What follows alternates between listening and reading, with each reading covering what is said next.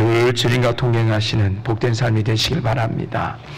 이 아침에 우리에게 주시는 하나님 말씀 열왕기하 15장 27절로 38절 마지막 절까지 함께 보겠습니다. 교독하시겠습니다. 유다왕 아사라 제52년에 느말라의 아들 베가가 이스라엘 왕이 되어 사마리아에서 20년간 다스리며 여호와께서 보시기에 악을 행하여 이스라엘로 범죄하게 한 느바의 아들 여로보암의 죄에서 떠나지 아니하였더라.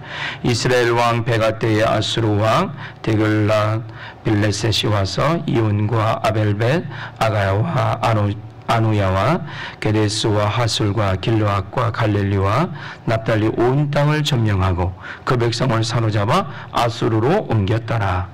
우시아의 아들 요담 제20년에 엘라의 아들 호세아가 반역하여 느말라의 아들 베가를 쳐서 죽이고 대신하여 왕이 되니라.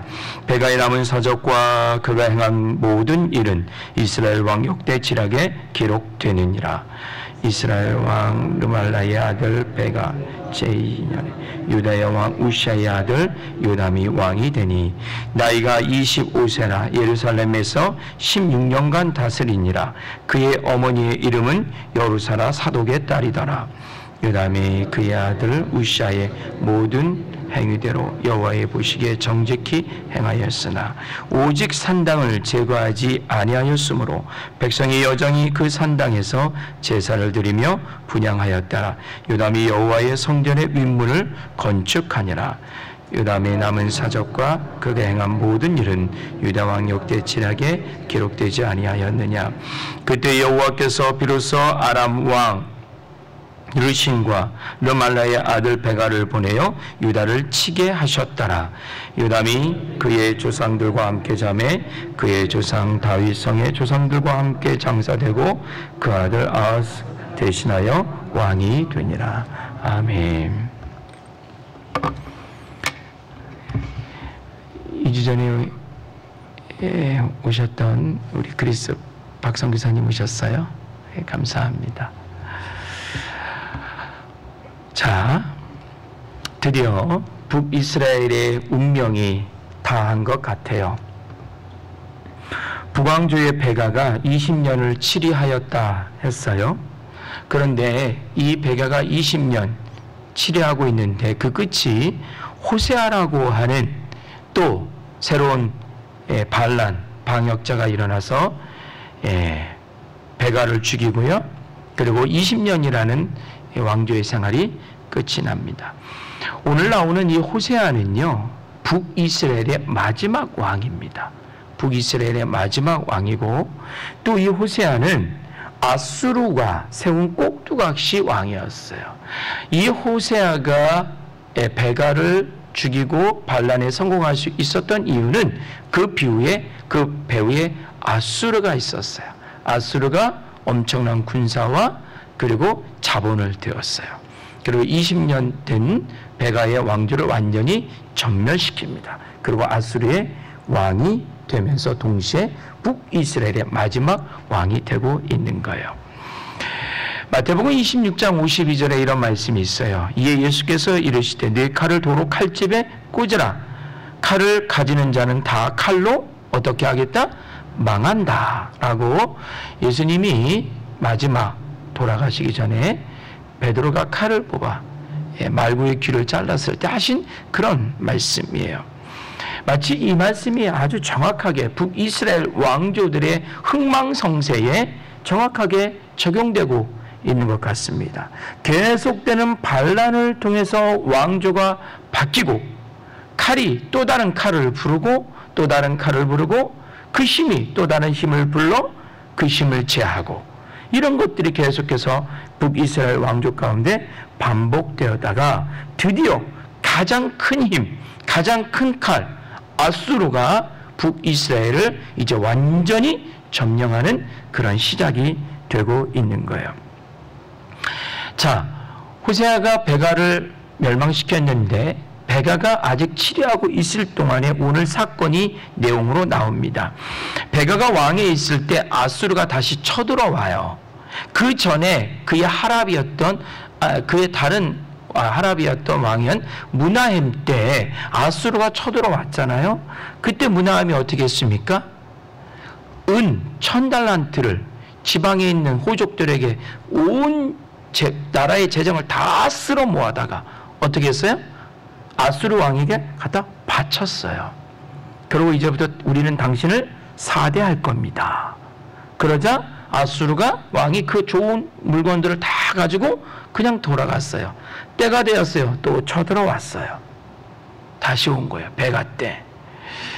그리고 나서 북이스라엘의 북쪽 영토 전반을 다 가져갑니다. 그리고 그 땅에 있는 이스라엘 백성들을 사로잡아서 아수르로 옮깁니다. 이게 굉장히 중요한 사건이에요. 이게 바로 뭐냐면 그 유명한 아수르의 이주 정책이에요. 이 이주 정책은 이스라엘 역사 속에서 가장 비참한 역사로 기록되고 있는데, 이것은 단순히 북이스라엘 이야기가 아니라 남유다까지 통틀어진 유대인 전 역사의 가장 비참한 사건이 바로 오늘 벌어지고 있는 거예요. 오늘 시작되고 있는 거예요. 이 사건 이후에 또 가장 비참한 사건은 남유다가 멸망하면서 바벨론의 포로로 다 끌려가는 사건이에요. 그러니까 북쪽과 남쪽이 총체적으로 지금 어떻게 멸망당하는 그 시작점에 지금 있다, 이렇게 보면 되는 거예요. 아수르의 북이스라엘의 이 첫 이주 정책은 BC 733년에 시작이 된 거예요. 이 베가 때 처음으로 시작이 됐고요. 북이스라엘이 722년에 완전히 북왕조가 멸망하는데, 그때까지 계속해서 단계적으로 이 이주 정책이 시작이 되고 있어요. 아수르는요, 아시리아라고 표현합니다. 그들의 지금 후손들이 지금의 이스라엘의 북쪽 지역인 시리아, 지금의 튀르키예, 옛날엔 터키라고 했죠. 그쪽 오스만 제국을 이루었던 그 민족들이에요. 자, 이 아수르 민족들은, 아시리아 민족들은 굉장히 잔인한 민족들이었어요. 그리고 그들이 펼친 정책은 이주 정책이었는데, 이 아수르는 어마어마한 대제국을 만들었어요. 근데 이들이 땅을 점령하고 민족들을 식민하면서 그들이 세운 정책이 뭐냐면, 그 식민지를 완전히 어떻게 초토화시키고 밟아버리는 거예요. 그리고 두 번 다시 일어나지 못하도록 쓴 정책이 이주 정책이에요. 이주 정책, 이것은 예를 들자면 우리가 LA 살잖아요. 그러면 아수르가 여기 들어왔어요. 그러면 LA에 있는 사람들을 통째로 옮기는 거예요. 어디로? 아수르의 저 변방, 못 쓰는 땅, 사막 한가운데로 그냥 무조건 다 기차 태워서 어떻게 거기다 그냥 살든지 죽든지 니들이 알아서 살아라 던져 놓는 거예요. 그리고 그 지역에 있던, 그 몹쓸 땅에 있었던, 그리고 그 나라의 불량자들, 힘없는 사람들, 땅이 없는 사람들, 가난한 사람들, 골칫거리 사람들을 그대로 이스라엘 땅으로 그대로 유입시키는 거예요. 여기서 너희들이 땅을 갖게 해줄게. 너희들이 여기 주인 노릇해. 무슨 얘기인지 아시겠죠? 완전히 땅과 민족을 완전히 뒤바꿔 놓는, 이게 바로 이주 정책이에요. 굉장히 무서운 거예요. 특별히 이스라엘에게는 이거는 결국 사형 선고와도 같은 거예요. 민족적 사형 선고예요. 왜냐하면 이스라엘은 절대로 하나님이 약속하신 이 땅을 벗어날 수 있다 없다? 없다 해요. 이곳에서 예배해야 해요. 이 땅에서 하나님께 제사해야 해요. 굉장히 중요한 내용입니다. 이 이주 정책으로 인해서 북이스라엘의 정통성이 와르르 무너집니다. 민족의 전통성이 무너져요. 그 이유는 아수르에서 유입된 그 수많은 사람들이 이스라엘 사람들과 혼혈을 하기 시작해요. 물론 지금은 혼혈 큰 문제 없죠. 글로벌한 시대에서. 하지만 이 당시에는 굉장히 중요한 사건이에요. 혼혈이 되면서, 혼혈이 된다는 것은 다른 말로 표현하면 종교가 섞인다는 거예요.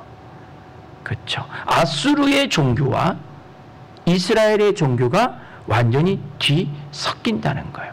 그래서 이스라엘의 민족의 혈연적 전통성이 무너지는가 하면 또다시 야훼 종교, 여호와 하나님이 그나마 생명을 유지하고 있었던 그 끈을 잡고 있었던 그 야훼 종교가 완전히 무너지는 사건이 바로 이 아수르의 이주 정책이에요. 이러면서 북이스라엘은 민족의 정통성을 어떻게 완전히 잃어버리게 되는 거예요. 이래서 이때부터 남쪽 유다와 북이스라엘이 완전히 단절이 됩니다. 그 이유는, 그 전까지는 서로의 왕가가 교류하고 연합하고 그렇게 했었어요. 왜? 같은 민족이니까. 서로 여호와 하나님에 대해서 열심은 없지만 우리 민족의 본의 종교는, 신은 야훼 여호와 하나님이니까 같이 섬기고 있었으니까 국경선만 나눠줬을 뿐이지. 하지만 이 아수르의 이주 정책 이후부터는 남유다가 북이스라엘을 괴물 보듯 해요. 그 이유는 너희는 순교를 잃어버렸어. 혼혈이 되었기 때문에. 민족적으로, 혈연적으로도 그렇지만 동시에 종교적으로도 완전히 이방 땅이야 라고 해서 남유다와 북이스라엘이 완전히 단절되는 사건이에요. 그래서 예수님, 신약성경의 예수님 시대의 배경을 보면 사마리아로 갔다 안 갔다? 안 갔다. 왜? 사마리아는 그렇죠, 버려진 땅이고 저주의 땅이고 그런 사람들이 모여 사는 곳이기 때문에 가지 않았다라고 하는 거예요. 이 이주 정책을 통해서 북이스라엘은 서서히 그 운명을 맞게 됩니다. 사실 바벨론 때 남유다가 망하면서 남유다에 있는 이스라엘 유대 백성들이 바벨론 땅으로 포로로 잡혀갈 때 우리가 그 포로로 잡혀간 사람들을 그때부터 뭐라고 표현했냐면 디아스포라 이렇게 이야기하고 있잖아요. 근데 사실 더 엄밀히 따지면 디아스포라는 바로 이때 아수르 때 이주 정책으로 끌려갔던 사람들이 바로 디아스포라의 시작이라고 볼 수 있어요. 저는 이 역사를 보면서 오늘의, 이건 이스라엘의 정말 역사예요. 유대의 정말 참혹한 역사예요. 이 역사를 보면서 100여 년 전에 우리 고국의 한반도에 일본의 식민 시대에 우리의 고려인들이 다 어디로 강제로 이동했나요? 중앙아시아로 강제로 몰렸어요. 뭐 이런 내용들을 다큐멘터리로 계속해서 미디어를 통해서 우리가 자세하게 그들의 역사와 그들의 슬픔을 볼 수 있는데, 한반도에서 쫓겨나 만주벌판에서 터잡고 살았는데 만주국과 러시아, 당신 러시아이죠, 거기서 너희 조선인들 여기서 살 수 없어, 강제 이동시킨다. 그래서 어느 날 기차에 다 태워서 아무것도 없는 빈손으로 왔는데 다 태워서 한 번도 가보지도 못한 어디예요? 중앙아시아 쪽에 기차가 서요. 그걸 내리라 해요. 눈에 보이는 건 다 황무지예요. 거기에 그냥 내려놓고 기차는 떠나요. 여기서 살든지 죽든지. 네. 거기서 우리 고려인들이 어떻게 합니까? 개척을 해서 도시를 건설하고 황무지를 개간하고 나라를 세우고 이렇게 하지 않았습니까? 이 모습을 본 것 같아요. 나라를 잃으니, 주권을 뺏기니, 이런 일들이 벌어지는 거죠. 그 옛날 이스라엘도 아수르에게 바로 이렇게 비참한 최후를 서서히 맞이하고 있었던 거예요. 호세아가 드디어 베가를 죽이고 왕이 됩니다. 이미 이스라엘은 이제 아수르의 나라가 되었어요. 그렇기 때문에 이 북이스라엘의 왕은 유대의 정통성을 이어받는 사람이 왕이 될 수 없어요. 아수르 입장에서는. 그래서 아수르의 배후의 힘을 빌린 호세아가 북이스라엘의 드디어 왕이 되는 거예요. 꼭두가시 왕이 되고 신민을 위한 작업들을 이 호세아를 통해서 하고 있는 거예요. 계속 우리나라의 그 구한말의 역사가 오버랩되는 뭐 그런 내용들하고 비슷합니다. 그렇게 됩니다. 자, 반면에 남쪽을 보면 23절부터 쭉 이야기되고 있는데 남유다의 요담 왕이 16년 동안 나라를 치리하였다 했어요. 이 요담은 보기 드물게 하나님 앞에 참 정직히 행했어요. 참 정직히 행했어요. 그래서 그는 어떻게 했냐면 소실된 성전 윗문을 어떻게 수리합니다. 그 전까지는 바알과 아세라가 예루살렘 성에 덜커덩 한가운데 있었어요. 덕분에 성전은 거미줄이 쳐지고 성전은 조금씩 훼손되기 시작한 거죠. 그러나 요아스를 통해서 다시 개혁이 되었지만 또다시 하나님의 성전이 허물어지기 시작했어요. 이러다가 요담이 하나님의 성전 윗문을 새롭게 건축하고 보수하는 일이 있습니다. 이 윗문이라고 하는 것은 어떤 장소냐면 굉장히 중요한 장소예요. 성전에서 윗문은 이 윗문에서 무엇을 했냐면 백성들이 양이나 소나 제물을 가져와요. 그리고 제사를 드리기 위해서 제물을 갖고 오면 바로 그 윗문에서 제사장 그룹과 레위인들이 그 제물을 어떻게 잡고 제사에 온전히 쓰일 수 있는 물건으로 거기서 만드는 장소가 바로 윗문이었어요. 여기서부터 무엇이 시작됐냐면 제사가 시작되는 그런 곳이었어요. 또한 전략적으로는요, 북쪽의 적들이 쳐들어올 때 방어하기 위해서 꼭 필요한 문이 바로 윗문이었어요. 요람이 북쪽을 봤겠죠. 아수르와 북이스라엘의 관계를 보았겠죠. 조만간에 남유다로 그 세력이 뻗칠 걸 분명히 알았을 거예요. 왕이었기 때문에. 그래서 성전 윗문을 겸하여 수리했던 거예요. 영적으로 보면 제사를 회복하기 위해서고, 그리고 정치적으로 사회학적으로 보면, 국제적으로 보면 적으로부터 나라를 보호하기 위해서 윗문을 수리했다 말할 수 있어요. 어찌됐든 하나님 보시기에 그 일은 참 귀한 일이었고 좋은 일이었어요. 그런데 요람은 이 하나님의 성전을 수리하면서 나라의 국력을 키우기 원했고, 백성들의 흩어진 마음들을 하나님 앞으로 성경 중심으로 세우기 위해서 이 윗문을 수리하기 시작했어요. 그런데 중요한 것은 요람이 이 성전을 수리하는 요람이 끝까지 무엇은 그대로 두었더라? 산당은 그대로 두었더라.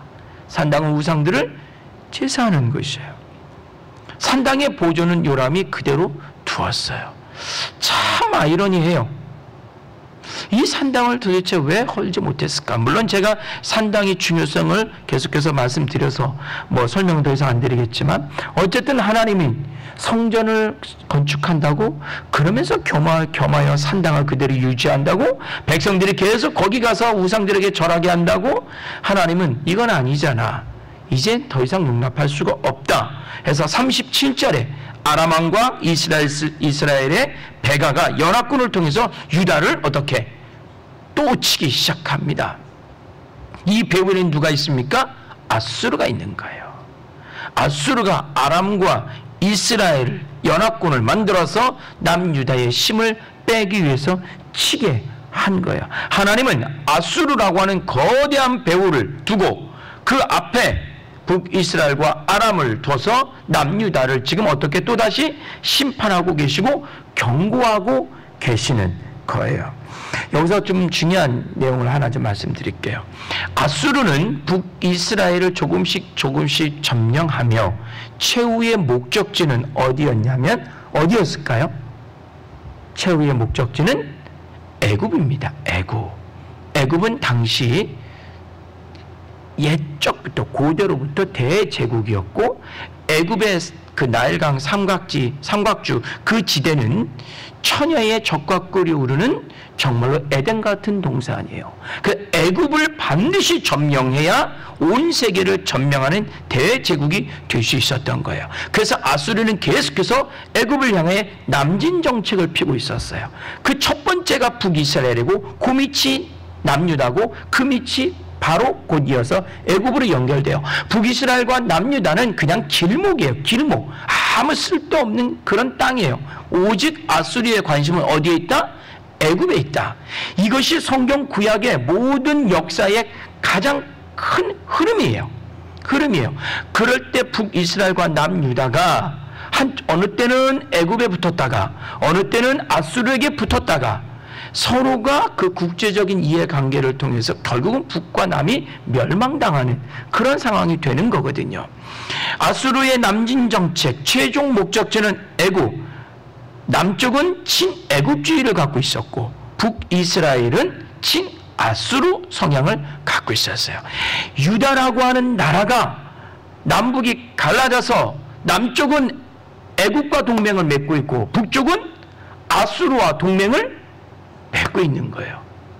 그 이유는 아수르와 애굽의 이해관계에 한민족인 유다가 반으로 쪼개져서 서로가 어떻게 방패막이하고 이용당하고 계속 그러고 있는 거예요. 애굽이라고 하고 아수르의 싸움에 중간에 유다가 반으로 쪼개져서 그러고 있는 거예요. 남쪽 유다든 북이스라엘은 누구를 섬기는 민족입니까? 여호와 하나님을 섬기는 민족이에요.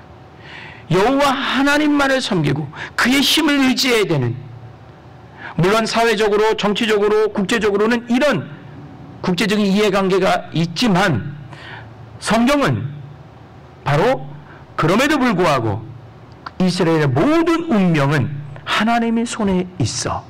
너희들이 하나님께 돌아오지 않으면 내가 북쪽은 아수르의 손을 들어서 붙여서 북쪽을 칠 것이고 남쪽은 애굽의 손을 통해서 괴롭게 할 것이다. 이렇게 말씀하고 있는 거예요. 우리는 눈에 보이는 이 현상들이 영적인 하나님의 섭리와 영적인 하나님의 인도하심이 무엇인가를 볼 줄 알아야 되는 것입니다. 세계가 이렇게 흘러가도, 미국 땅이 이렇게 흘러가도, 우리의 고구 한반도가 저렇게 흘러가도 우리는 그 속에서 하나님이 어떻게, 무엇 때문에 이런 역사를 보여주고 계시고 이렇게 흘러가게 할 수밖에 없는가? 하나님의 역사의 개입을 우리는 볼 줄 알아야 되는 거예요. 이것이 바로 믿음이고 이것이 바로 영적인 분별력인 줄 믿습니다. 우리 모두는 그 모든 배후에서 하나님께서 어떻게 역사하고 계신가 이렇게 보아야 되는 거예요. 요담의 산당을 제거하지 않았어요. 그리고 제거하지 않은 채 그냥 죽어요. 그의 아들 아하스가 새로운 유다 왕이 돼요. 저는 이거를 볼 때마다 고구마 한 4-5개 먹은 것 같았어요. 막 너무너무 답답한 거예요. 이게 내가 가서 저놈의 산당을 가서 도끼로 갖고 가서 다 때려 부셨으면 좋겠어요. 같이 가실래요? 북이스라엘의 베델과 단에 있는 금송아지 어떻게 다 때려 부셨으면 좋겠어요. 진짜 너무 바보 같아. 역사가 이렇게 왜 흘러갈 수밖에 없을까? 그런데 하나님께서 저한테 웃으시면서 그런 말씀을 주시는 것 같은 느낌이 들었어요. 네 속에 있는 금송아지부터 때려 부셔라.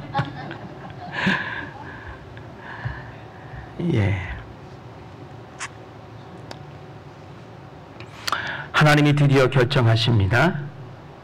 당신의 공의를 세우기 위해서 드디어 남쪽과 북쪽을 조금씩 이제 손을 대기 시작하시고 북쪽을 먼저 손대셔서 결국은 멸망의 길로, 심판의 길로 가게 하십니다. 하나님이 북이스라엘을 아수르 손에 완전히 넘기십니다. 이주 정책은 그 사인이었고요. 결국은 단계적으로 북이스라엘을 정리하고 계시고 북이스라엘의 마지막 꼭두가시 있으나 마나한 왕조 호세아를 마지막으로 세우며 그를 통해서 이스라엘이 완전히 정리되게 하십니다. 반면에 남유다는 조금 살려두세요. 북이스라엘보다 133년 정도를 더 연장시키시는데 시간적으로는 그 생명의 주를 연장시키세요. 그 생명의 주를 연장시키는 이유는 2가지가 있는데, 하나는 하나님이 늘 누구를 생각하고 계신다? 다윗을 생각하고 계신다. 다윗과의 약속을 생각하셔서 어떻게 해서든지 이들을 살리고자 하시는 하나님의 그 의중이 그 안에 숨겨져 있고요. 또 하나는 심판하고 싶은데 어떤 녀석은 또 하나님의 말을 읽고 성전을 또 수리하기도 하고, 또 어떤 녀석은 또 엉망이고, 또 다시 세워진 왕은 다시 또 성전을 수리하고, 뭐 이게 막 왔다 갔다 하는 거예요. 하나님도 어떻게 하시는 거예요? 지금 헷갈리고 계시는 거예요. 하고 싶은데 못하고, 하고 싶은데 못하고. 그런데 결정적으로 하나님이 원하는 거는 해요, 안 해요? 안 해요, 그거는. 그러니까 하나님이 안 되겠다, 가자 하고 서서히 손을 떼고 계시는 거예요. 사랑하는 성도님들, 우리는 무너진 우리의 성전을 지금 수리할 것입니까?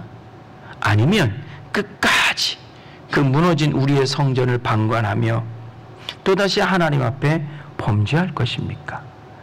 하나님은 우리에게 복과 채찍을 가하시지만 하나님의 마음은 늘 우리에게 복으로 임한다는 것을 꼭 기억하시기 바랍니다. 하나님이 우리를 향한 최종 목적은 심판이 아니에요. 채찍이 아닙니다. 하나님이 우리를 향한 최종 목적은 바로 하나님의 자녀로 이 땅 가운데 복을 누리는, 복의 권세를 누리는 자들로서 우리가 살기를 원하세요. 그렇기 때문에 우리 안에 무너진 성전을 어떻게 수축해야 되는 것이고요. 더 나아가 내 속에 있는 산당, 내 속에 있는 금송아지를 어떻게 완전히 내 안에서 제하여야 하나님께서 그 복의 역사를 우리에게 온전히 이루어 주신다는 거예요. 이 새벽에 기도하는 우리 모두 하나님의 복을 누리는 그런 사람들이 되시길 바랍니다. 하나님께서 역사를 어떻게 움직이시는지, 우리 삶 가운데 어떻게 개입하셔서 어떻게 말씀하고 계시고 어떻게 우리에게 당신의 섭리를 보여주고 계시는지 깊이 묵상하고 깨달아 하나님 앞에 온전히 행하는 저와 여러분 되시길 주의 이름으로 간절히 기원합니다. 기도합니다. 하나님, 그렇습니다. 남쪽 유다와 북이스라엘의 역사를 우리가 계속해서 되짚어보며 하나님의 마음과 하나님의 행하심을 알게 됩니다. 우리는 알아요. 우리는 알고 있습니다. 하지만 아직도 우리 안에 금송아지가 있고 아직도 우리 안에 하나님이 원하지 않는 산당들이 지어져 있습니다. 하나님, 비옵나니 우리의 안에 있는 이 모든 하나님이 원하지 않는 것들을 허물고 제할 수 있는 믿음의 용기와 결단이 우리 안에 있게 하여 주시옵소서. 그리하여서 하나님이 우리에게 임하실 때 채적으로 임하는 것이 아니라 복으로 임하는 하나님을 우리가 경험할 수 있도록 은혜의 은혜를 더하여 주시옵소서. 이 아침에도 말씀 붙잡고 크고 작은 기도를 하나님께 올려드릴 텐데 하나님, 우리 말에 귀를 기울여 주셔서 응답의 영으로 역사하여 주옵소서. 감사하며 예수님의 이름으로 기도드립니다. 아멘.